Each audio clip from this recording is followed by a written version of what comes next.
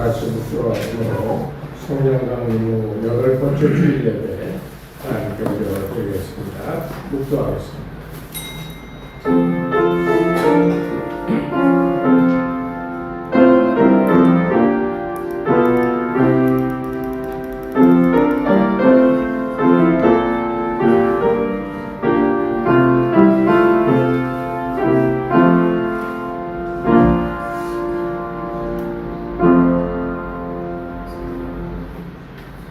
보라, 밤에 여호와의 성전에 서 있는 여호와의 모든 종들아, 여호와를 송축하라. 성소를 향하여 너희 손을 들고 여호와를 송축하라.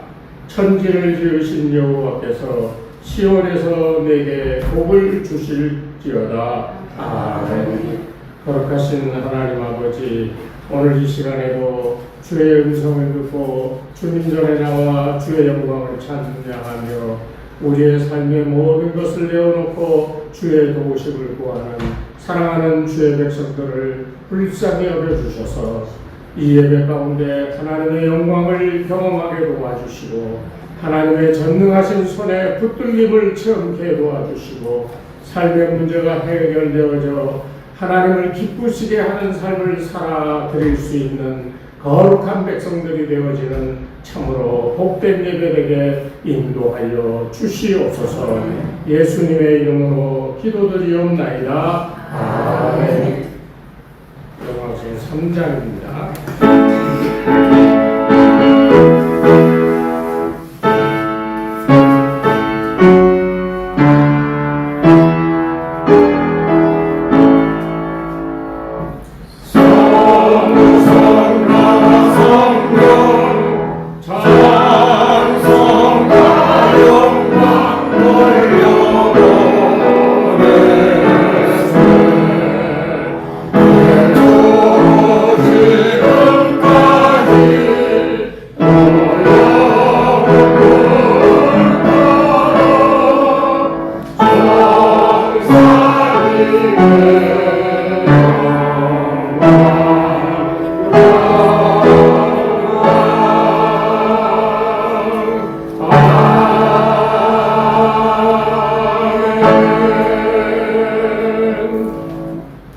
성시경은 32권 시편 71편 함께 읽도록 하겠습니다.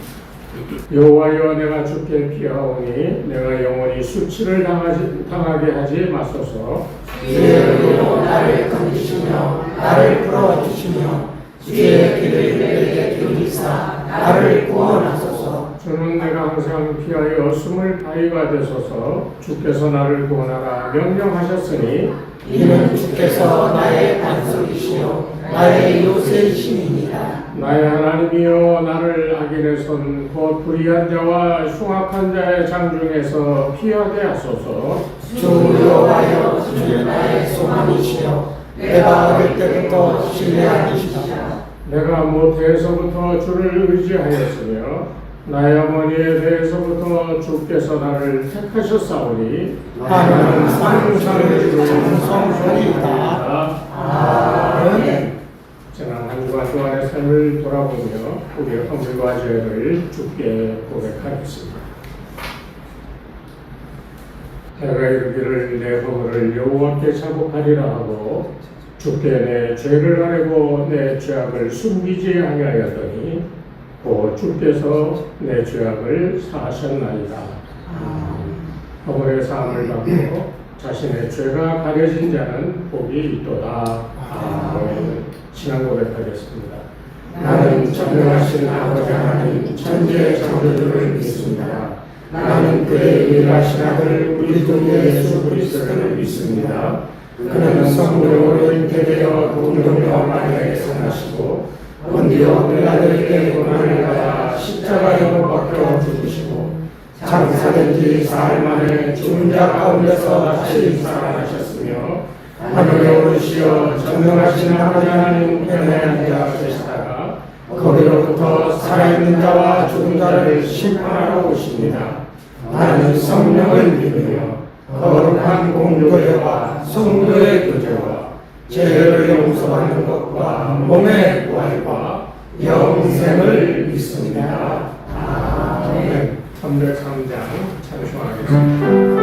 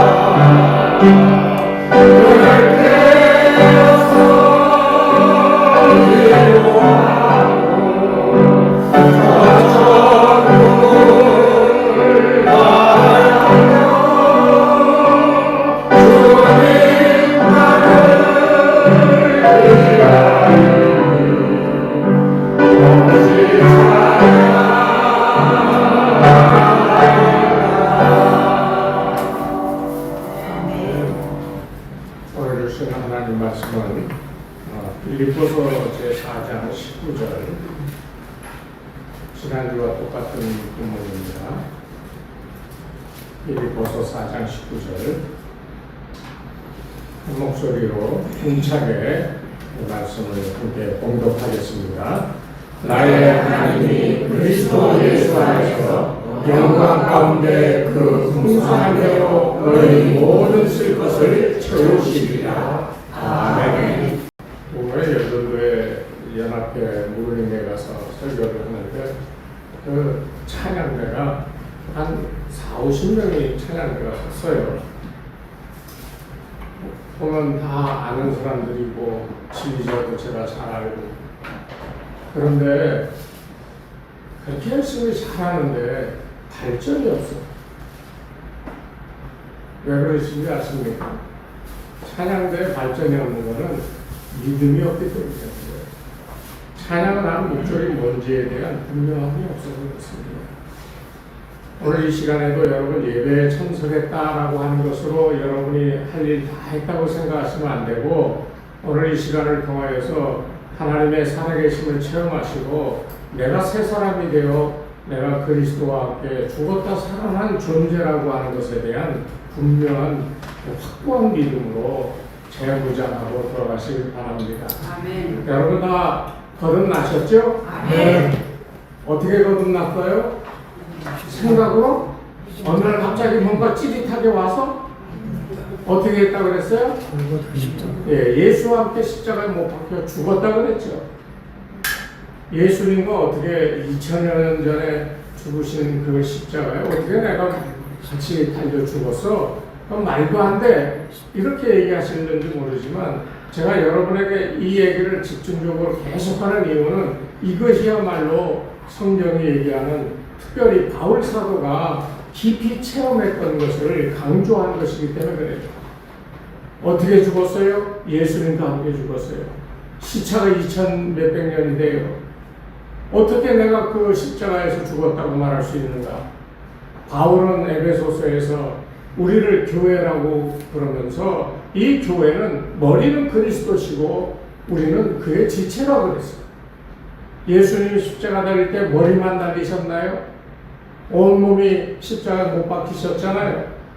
손에 박혔던 그 이 못자국, 옆구리에 찔렸던 창자국, 흘리신 피, 그거 다 누가 흘린 거예요? 우리가 흘린 겁니다. 예수의 피가 그 상처에서 흘러나올 때 아야 하고 아파하며 그 고통 가운데 같이 죽어가는 것이 누구였느냐? 바로 교회의 지체되는 성도들이라는 사실이에요. 그러니까 시차가 많이 난다 할지라도 믿음으로 그 장면을 바라보며 저 십자가에 예수님과 함께 내가 같이 저의 팔로, 저의 옆구리로, 저의 다리로 머리 대신 그리스도와 함께 못 박혔구나 하는 것. 그래서 바울이 그걸 깨닫고요. 완전히 인생이 바뀐 거예요. 갈라디아서 2장 20절에 그랬잖아요. 내가 그리스도와 함께 십자가에 못 박혔나니 이제는 내가 살아가는 것이 아니요 내 속에 살아계시는 그리스도로 말미암아 살아가는 것. 자기는 이미 없어져서 그리스도만이 자기가 살아가는 데 있어서 중요한 존재가 됐습니다. 여러분도 똑같은 존재예요. 똑같은 믿음으로 거듭남을 체험하며 살아가야 됩니다. 그래야 그런 믿음이 확고하게 있어야 하나님이 보시기에 내 사랑하는 자녀들이라고 하시고 하나님을 기쁘게 하는 삶을 살아갈 때 그때 뭘 줘요? 만복을 주시는 거예요.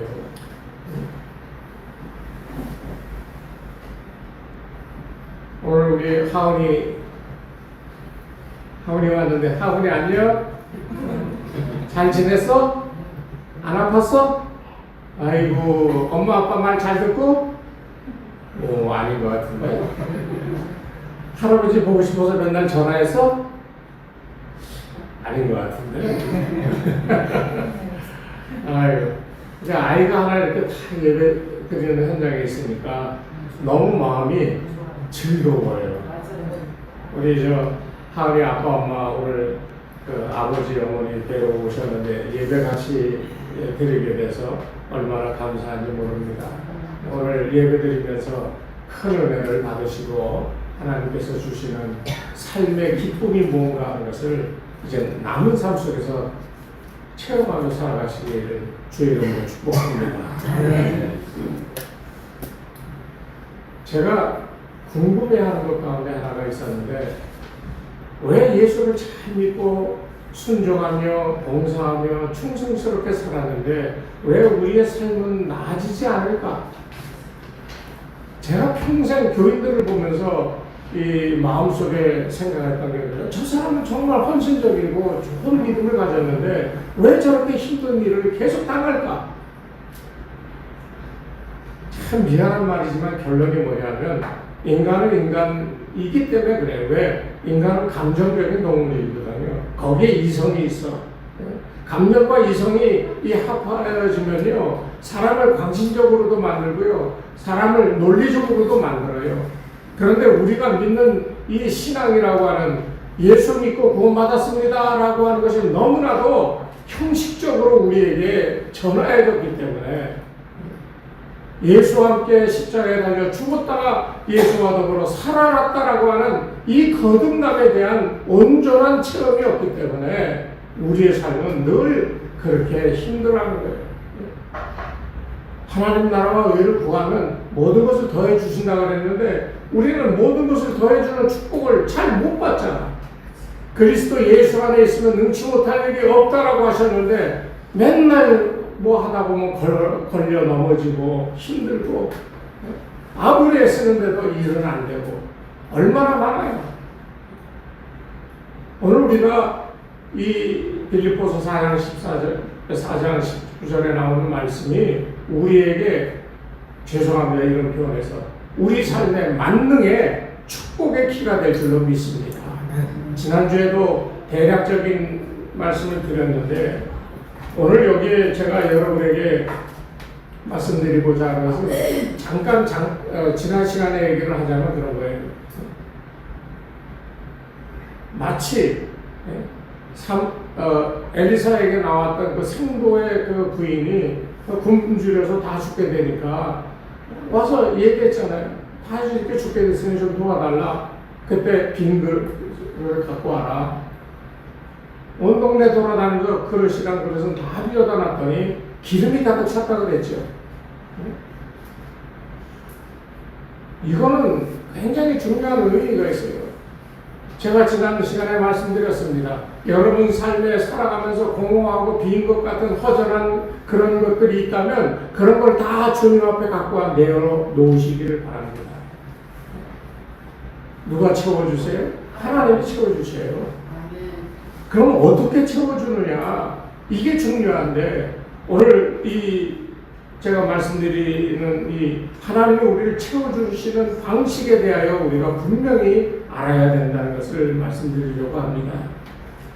하나님은요, 하나님 뜻대로, 하나님 형편대로 행하셔요. 우리의 뜻대로 행하려고 했을 때 하나님이 우리의 뜻대로 행하여 주시는 분이 절대로 아니라는 거예요. 그러니까 세상적으로 얘기하면 누구에게 초점을 맞춰야 돼요? 하나님이에요. 내가 참 어려워서 힘들어서 허덕거리는 삶을 살지만은 이것은 좀 하나님 해결해 주세요 하는 나의 삶에 초점이 맞춰져 있는 기도가 아니라 하나님에게 초점이 맞춰진 기도. 하나님, 제가 무엇을 하여야 하나님 기뻐하시며 나를 축복해 주시겠습니까? 하나님 중심의 이런 믿음의 자세로 기도하고 믿음의 삶을 살아가야 되는 거예요. 그게 안 되니까 어려운 거예요. 왜? 삶이 현실적으로 나를 압박해오고 내가 힘들어할 수밖에 없는 일들이 내게 계속 나를 공격해 오니까 현실에서 극복하고 해결하고자 하는 이런 우리도 모르는 본능이 그렇게 발동되잖아요. 그러니까 우리는 우리 위주로 우리의 형편과 처지를 아뢰며 해결하고자 하는 기도가 나올 수밖에 없는 거예요. 이 기도가 틀렸다는 게 아니야. 이 기도는 두 번째 있어야 될 기도예요. 첫 번째에 있을 기도는 하나님, 내가 이렇게 어렵고 힘든데 이런 가운데서도 내가 무엇을 하여야 하나님의 뜻을 이루어드리며 기뻐하시는 삶을 살아드릴 수가 있겠습니까? 이게 중요한 거예요. 그렇게 살아갈 때 하나님께서 우리에게 채워주시는데 어떻게 채워주시는 줄 아십니까?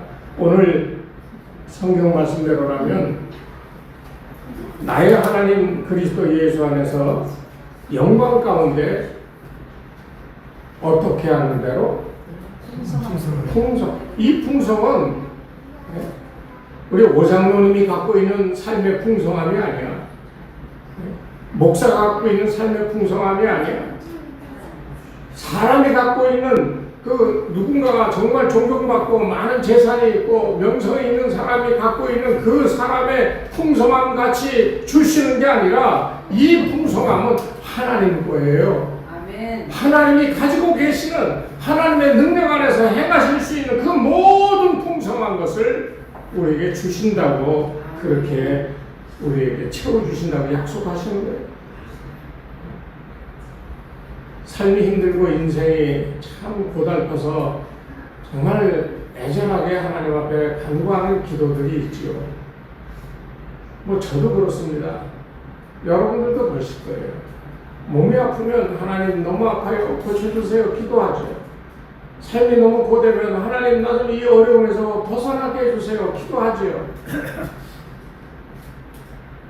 이게 우리 사람이 할 수 있는 정말 진실된 기도의 내용들이거든요. 그런데 하나님께서는 그 기도를 들으시지만 속히 응답하지 않는 것 같은 우리의 인생이 계속되어지는 이유가 어디 있냐? 그것은 하나님의 뜻과 맞지가 않기 때문이에요. 발을 쳐서 하나님 앞에 무릎을 꿇려야죠. 그래서 아까 말한 대로 예수 그리스도와 함께 십자가에 죽었다가 예수와 함께 부활했다라고 하는 이 거듭남이 우리 성도들에게 가장 중요한 거라는 거예요. 나는 누구예요? 나는 없어요. 마지막 날 심판대에 섰을 때 하나님께서 심판하실 때요. 그 앞에 서는 사람, 율법을 100% 다 지키고 온전하여 선한 사람이, 죄 없는 사람이 누가 있겠어요? 정말 유명한 목사들, 순교자들, 그런 사람들 죄 없다 할 수 있나요? 여러분들은 하나님 앞에 섰을 때 죄 없다고 하나님 나왔어요 할 수 있는 사람이 있어요? 옛날 조영기 목사하고 이천성 목사가 한창 잘 나갈 때 어느 그 예언하고 병 고치는 그 권사님 잠깐 잠들었는데 꿈속에 천국 갔는데 천국 들어가려고 했더니 베드로 가서 했더래. 그래서 이제 들어가려고 그랬더니 이름을 좀 찾아보니 너는 여기 들어가는데 그 이름이 없어. 그 권사님 유명한 권사님 제가 회원친의 권사. 너 이름 없어 못 들어간다고 그랬어. 그러니까 깜짝 놀랐다는 거 아니에요. 그럼 혹시 조영기나 이천석이는 있습니까? 없어. 그래가지고 꿈 깨고 조영기 목사한테 전화하고 이천석 목사한테 전화했다는 거 아니에요. 야, 내가 꿈에 이렇게 갔는데 내 이름도 없고 니네들 이름도 없어. 그래가지고 조영기 목사 깜짝 놀라가지고 저 구로공단에 직공들 그 사람들을 위한 기숙사를 그 당시 200억인가 얼마를 들여서 그거 줬잖아요. 그래서 조영기 목사는 살았어. 이천성 목사님 노인네가 이게 노망이 들었나 그러다가 그냥 갔잖아요. 이건 뭘 얘기하는 거예요? 제가 그 사람들의 이런 일화를 얘기하고자 하는 게 절대 아닙니다. 하나님 앞에 갔을 때요, 아무리 내가 이 살면서 선하게 살았고 베풀고 살았고 정말 이 좋은 일들 많이 하고 살았고 특별히 교회를 위해서 봉사 열심히 하고 믿음으로 살았다고 100번 1000번 우리가 나를 지주항해도요, 오늘 여기 중요한 근거가 있어요. 나의 하나님이 누구 안에서? 그리스도 예수 안에서. 내가 예수 안에 있어. 그러면 나는 없어요. 보여지는 게 뭐예요? 그리스도 예수예요. 그러니까 하나님이 저 보니까 죄도 있고 허물도 있고 그런데 하나님께서 야, 내 아들아 천국에 들어가라 하는 이유가 어디 있어요? 예수로 옷 입었기 때문에 그 예수님 보고 허물 있는 나로 하여금 천국에 들어갈 수 있게 해주시는 거예요. 여기에 은혜가 있는 거예요. 우리 순수한 기독교는 이런 데에서부터 출발했던 거예요. 사도들의 믿음, 그들이 전하는 복음, 오늘까지 변치 않고 여전히 내려오는 복음의 핵심은 여기 있는 거예요. 부흥하고 성장하고 이런 거에 있는 게 아니에요. 한 사람이라도 온전하게 이 믿음 가지고 주님 예수 안에서 살다가 하나님 안에 그 품 안에 안길 수 있는 존재가 누군가? 예수로 믿고 그 안에 살아가는 사람들, 그 사람들에게 하나님이 갖고 계신 풍성한 것을 살아가는 동안에 허락해 주시겠다고 오늘 이 말씀을 통해 약속하시는 거예요. 아니, 여러분 예수 믿는다고 그러고 하나님 믿는다고 그러고 성경 읽고 그러면 아멘 하는데 왜 삶에서 그 아멘 그대로 이루어질지어다 라고 하는 이 서약과 맹세가 왜 삶 속에서 이루어지지 않습니까?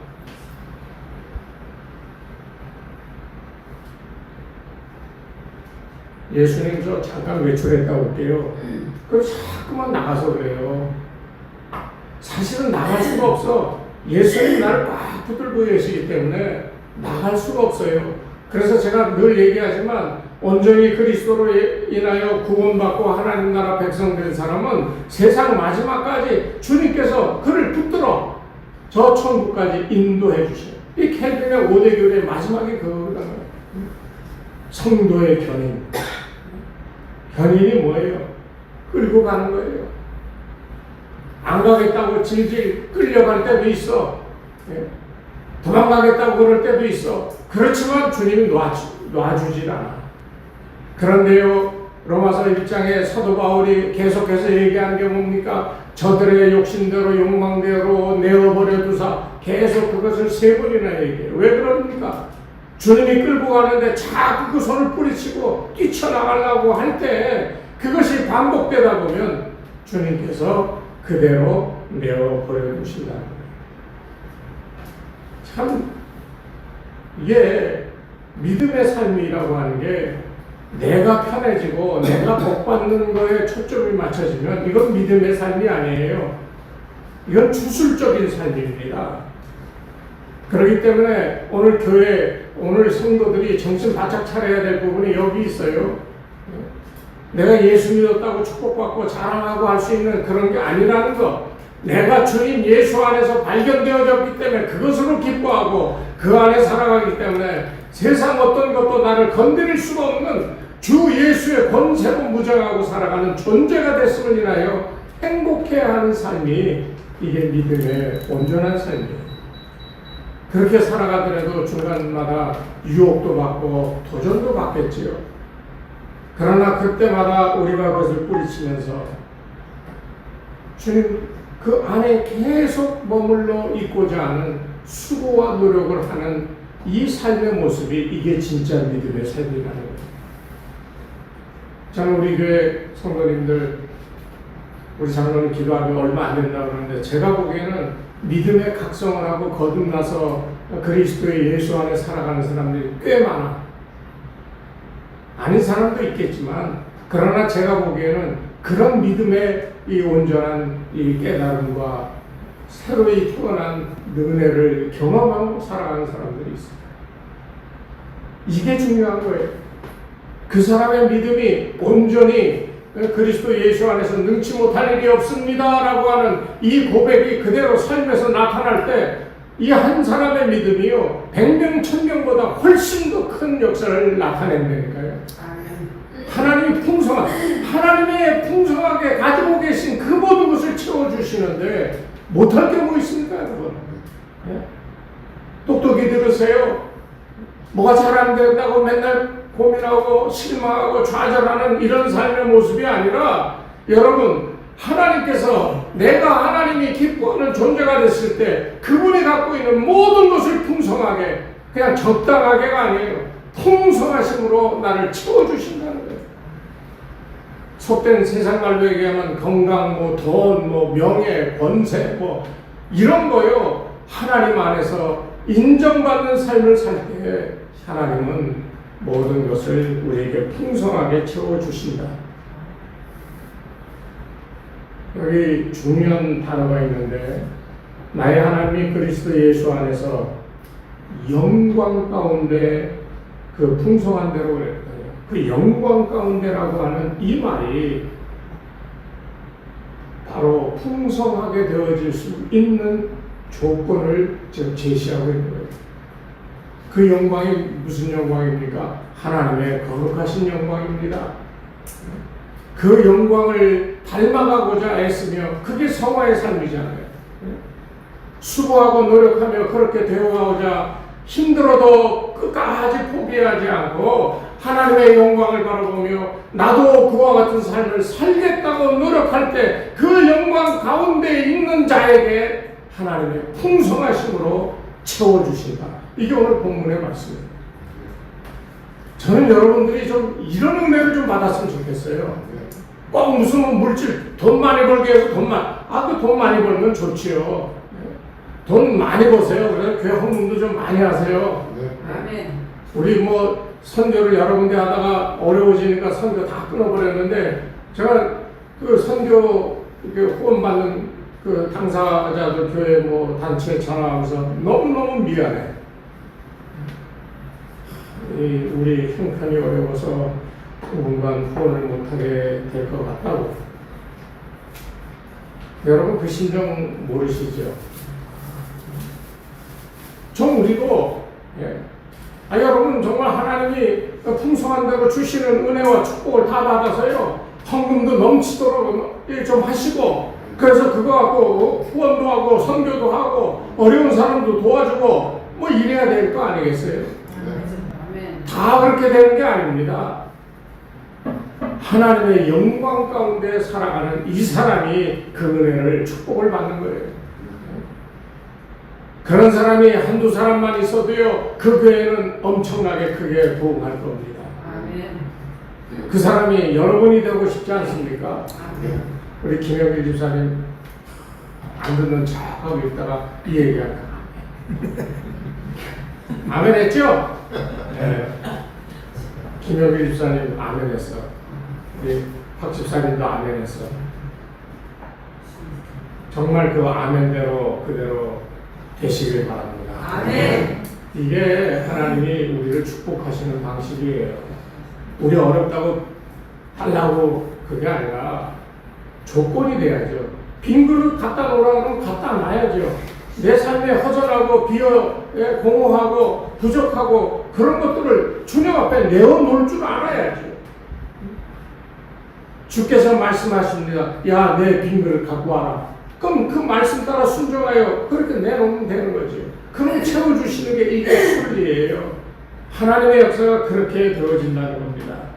그의 영광에 있어서 얼마나 풍성하십니까? 그분이 전지전능하신 분이시잖아요. 능치 못할 일이 없는 분이시잖아요. 그분이 자기가 영광 가운데 거하는 그 백성들을 향하여 당신이 갖고 계시는 그 풍성한 모든 것을 주겠다고 그러는데, 이걸 안 받고 버티고 있는 사람들은 얼마나 바보 같은 삶을 살고 있습니까? 그러면서도 신앙생활 잘한다고 생각한다면 이 얼마나 커다란 오해인가 생각할 수밖에 없어요. 에베소서 3장 19절에도 그랬거든요. 하나님의 모든 충만하신 것으로 너희에게 충만하시기를 바라노라 그랬어요.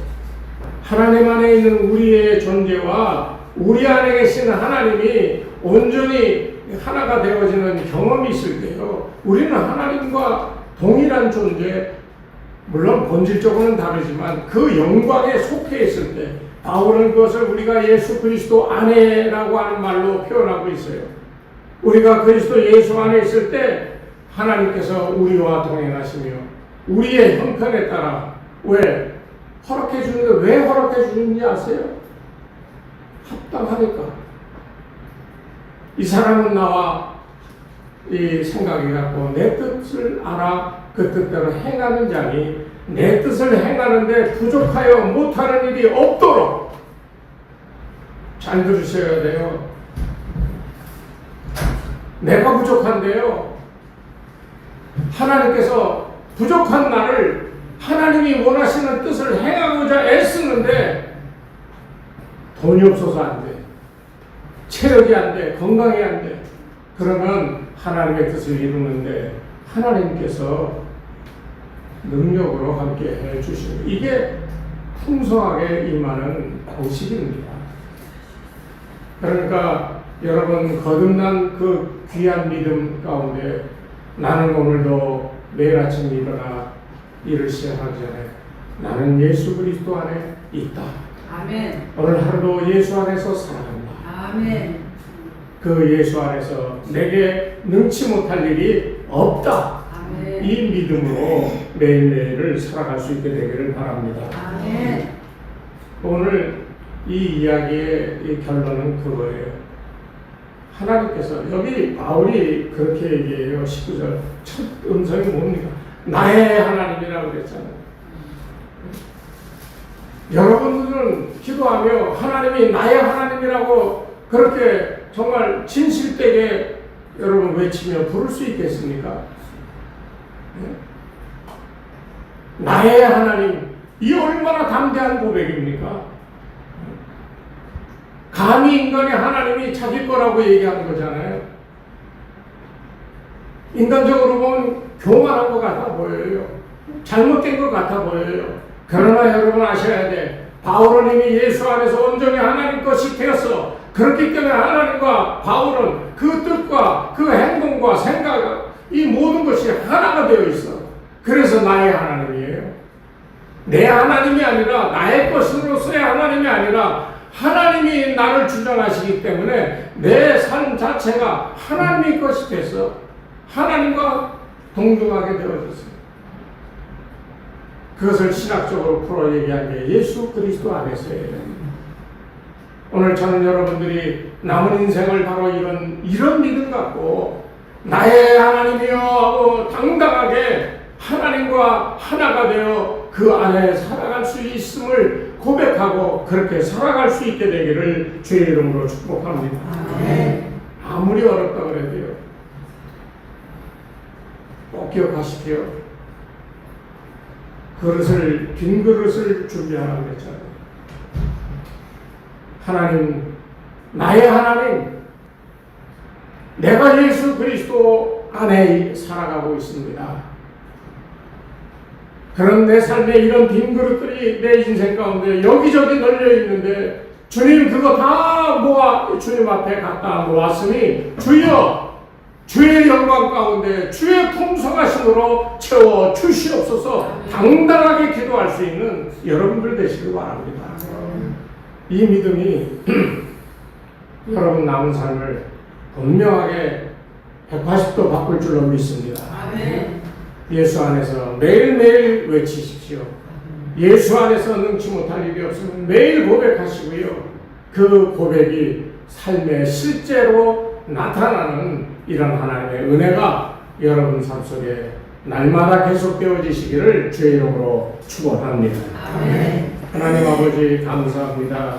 우리 인생 가운데 오셔서 우리를 복주시며 우리에게 삶의 필요를 공급하여 주시는 아버지 하나님인 것을 우리가 믿습니다. 그러나 주여 우리가 너무나 우리의 삶에 이 피곤하고 공공한 가운데 우리의 것만을 감정적으로 구할 때가 너무나 많사온데 주님 그런 모든 세상 살아가는 그 세상살이 험한 물 속에서 우리를 건져주시고 그 가운데서 하나님의 풍성한 은혜를 체험하며 감사와 감격으로 남은 날들을 영원한 그 날까지 살아갈 수 있는 저희들 다 되게 우리 주님 축복하여 주시옵소서. 이제는 우리 주 예수 그리스도의 은혜와 하나님 아버지의 무한하신 사랑하심과 성령님의 감화감동 인도하심이 이 시간 머리 숙인 주의 백성들 위해 저들의 가정과 자녀들과 생업 위에 이 교회 위에 이제로부터 영원토록 함께 하옵시기를 간절히 축원하옵나이다. 아멘.